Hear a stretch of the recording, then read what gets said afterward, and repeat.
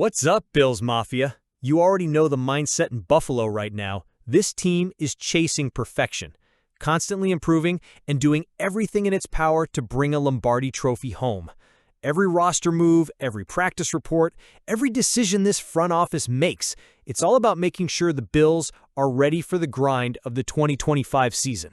And hey, before we dive into today's breaking story, do me a quick favor. Hit that like button, subscribe to the channel, and drop a comment down below. We've got a packed season ahead, and I'll be here bringing you all the exclusive Bills updates you won't want to miss. Now, let's get into it, because the Bills just made a move that caught a lot of people's attention. They've added veteran kicker Matt Prader to the practice squad. At first glance, you might think, okay, a kicker on the practice squad, not a huge deal, but this move says a lot about where the Bills stand heading into Week 1 against the Baltimore Ravens. It's not just a small transaction. It's about insurance, preparation, and making sure the team doesn't get caught off guard in one of the biggest opening games in franchise history. The reason behind it? Tyler Bass is hurt. He's been dealing with a left hip and groin issue for over a month now. Yes, he suited up in the preseason finale, and there was some optimism that he'd be ready to roll. But then, Thursday's injury report came out, and Bass was listed as a non-participant. That raised red flags. The Bills clearly weren't comfortable heading into Sunday night's opener without a proven backup plan. Enter Matt Prader. If you're an NFL fan, you know the name. This guy has been around since 2007. He's 41 years old, a two-time Pro Bowler, and one of the most experienced legs in league history. He's made game winners, he's kicked from deep range, and he's played under pressure in big spots. Now, let's be fair, his career hasn't been all sunshine. Toward the end of his Detroit Lions tenure, Prader's efficiency dipped. In 2020, he connected on just 75% of his field goals, which is low by modern standards. But here's the twist. He rebounded nicely in Arizona. With the Cardinals, he hit over 84% of his field goals and nearly 96% of his extra points. Before a meniscus injury cut short his 2024 season, Prader was actually perfect. 6 field goals, 10 extra points. Then Arizona moved on, and suddenly the veteran found himself without a team. Until now. For Buffalo, this isn't just a flyer. This is about having a steady hand ready in case Bass can't go against Baltimore. But the kicker situation is only one piece of the puzzle. Bills Mafia, I know you've been glued to these injury updates all week, and the picture is mixed. Here's what we know. Tre'Davious White groin did not practice Thursday. Tyler Bass hip groin did not practice either. Keon Coleman groin was limited again. Christian Benford groin was a full participant. Good news there. Elijah Moore missed practice, but that was for personal reasons, not injury-related. On top of that, the team had to officially place rookie Dwayne Carter on injured reserve after his season-ending injury.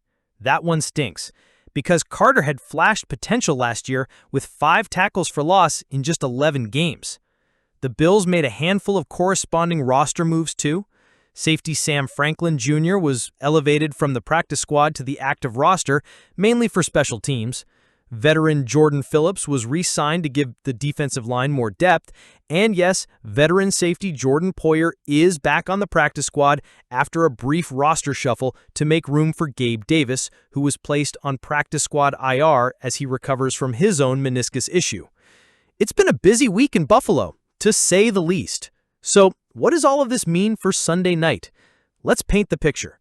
The Bills are hosting the Baltimore Ravens in a primetime matchup, a rematch of last year's playoff battle. This is a heavyweight clash, and you can bet it's going to be physical. The Ravens are coming in with Lamar Jackson, fresh off another MVP caliber season, and they'll be looking for revenge after Buffalo knocked them out in January. In games like this, details matter. Field position matters. Special teams matter, and yes, kicking matters. If Bass can't go, Prader might be called upon immediately. Imagine this scenario. It's late in the fourth quarter, Bills down by 2, Josh Allen drives the offense into field goal range. Who's lining up for the kick? Bass, if he's healthy, but if he's not, it could be Prader wearing a Bills uniform for the first time with the game on his foot. That's pressure. That's why this move was made. Now, some of you might be asking, why not roll with a younger kicker? After all, Buffalo had Gabe Davis around for much of August. But the front office clearly prefers the veteran stability here. In a season with Super Bowl aspirations, you don't want to gamble on inexperience in Week 1 against a contender like Baltimore. Prader may not have the booming leg he had in his Denver days, but he's still reliable inside 50 yards, and he knows what it's like to kick under the bright lights. That experience could be priceless if Bass needs more time to recover. While the kicker situation is grabbing headlines, let's not lose sight of the bigger concern: the defense. With Tre'Davious White banged up, with Carter on IR, and with multiple guys still working through groin issues, this unit is not entering Week 1 at full strength. That's a problem when you're facing Lamar Jackson, who can expose any weakness with his legs or his arm. The secondary in particular needs to hold up. If they can, Buffalo's pass rush, now featuring Joey Bosa alongside Greg Rousseau and Ed Oliver, can make life miserable for Jackson. But if the coverage breaks down because of injuries or miscommunications, the Ravens will take advantage. The good news? Buffalo's offense is mostly healthy. Josh Allen is ready. Dalton Kincaid looks primed for a breakout.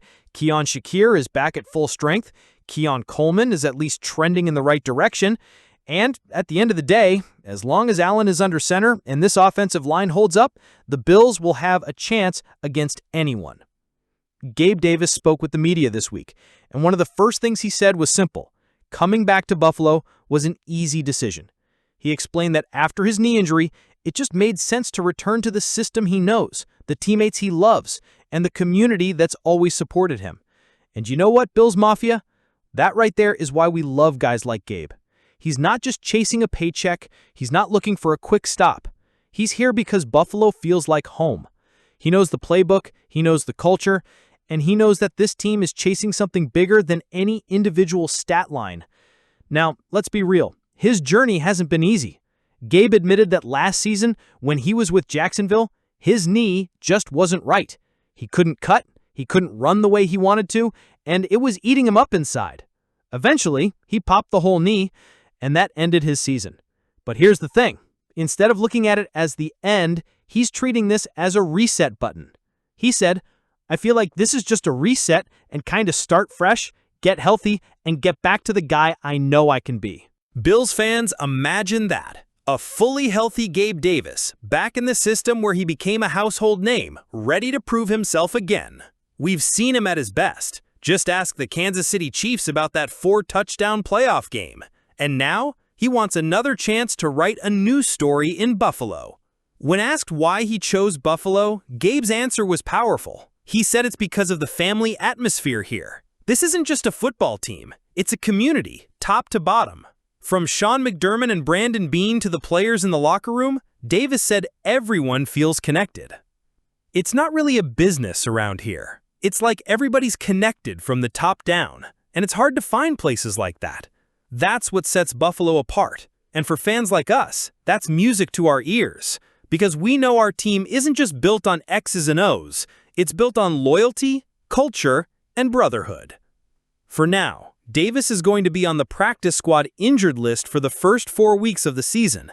That means no practices, no game action, but he'll be working with trainers, getting stronger, and taking those steps toward a comeback.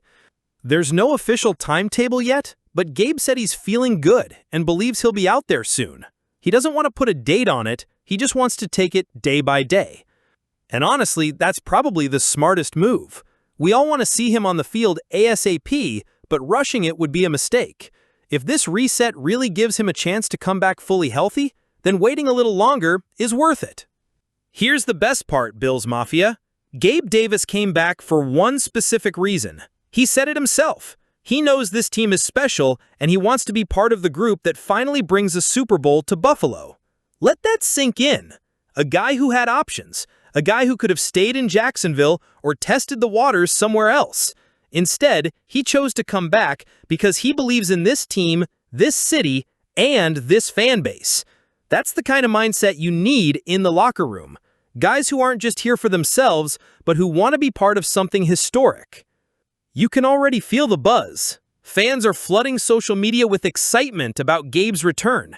Even if he's not playing right away, Just having his presence in the locker room matters. He knows Josh Allen, he knows this offensive scheme, and he's proven he can deliver in the biggest moments. When he's back on the field, imagine him alongside Keon Coleman, Khalil Shakir, and Dalton Kincaid. That's a dangerous group. And let's not forget, Josh Allen trusts Gabe. That chemistry doesn't just go away. Here's the truth, Bills Mafia. This is a low-risk, high-reward reunion. If Gabe Davis returns to full strength, he could be one of the most impactful mid-season additions in the entire NFL. If it doesn't work out, the Bills still have a strong receiver room. But if it does, watch out. I believe Davis is going to embrace this fresh start and remind everyone why Buffalo drafted him in the first place.